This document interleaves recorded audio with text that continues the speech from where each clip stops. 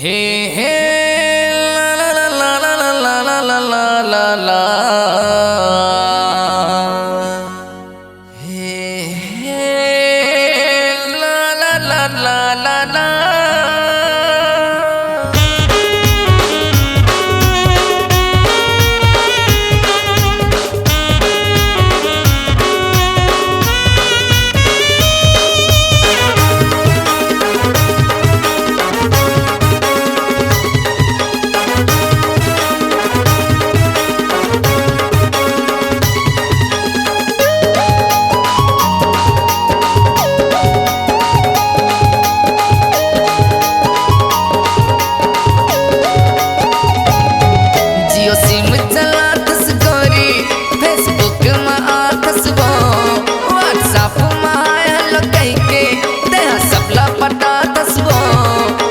तारा शहर के टूरा मल्ला दीवाना बना तसवो बे में तारा शहर के टूरा मल्ला दीवाना बना तसवो।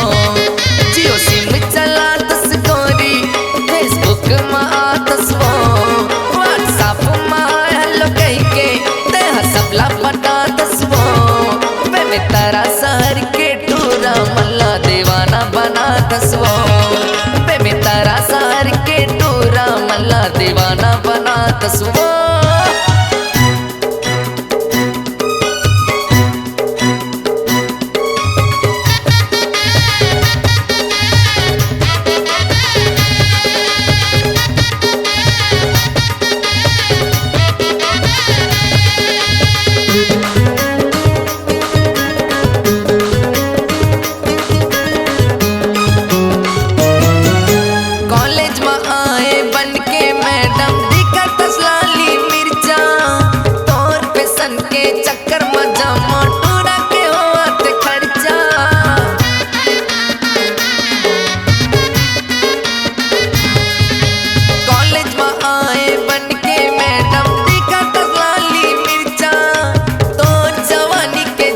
जगह में होवत अड़बड़ चर्चा तोर जवानी के जगह जगह में होवत अड़बड़ चर्चा।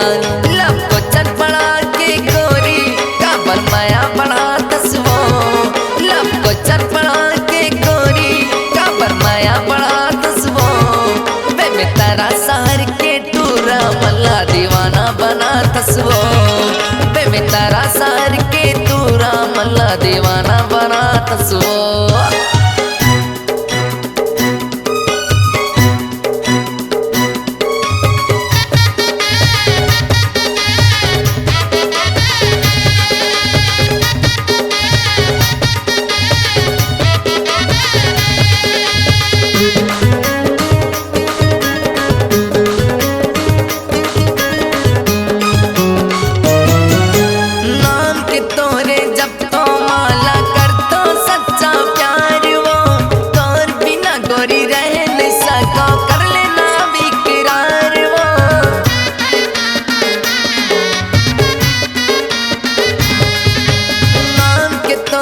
जब तो माला कर तो सच्चा प्यार वो संडे के दिन तो ला देखो नहीं ता हो जाते दिल बेकरार वो संडे के दिन तो ला देखो नहीं ता हो जाते दिल बेकरार वो।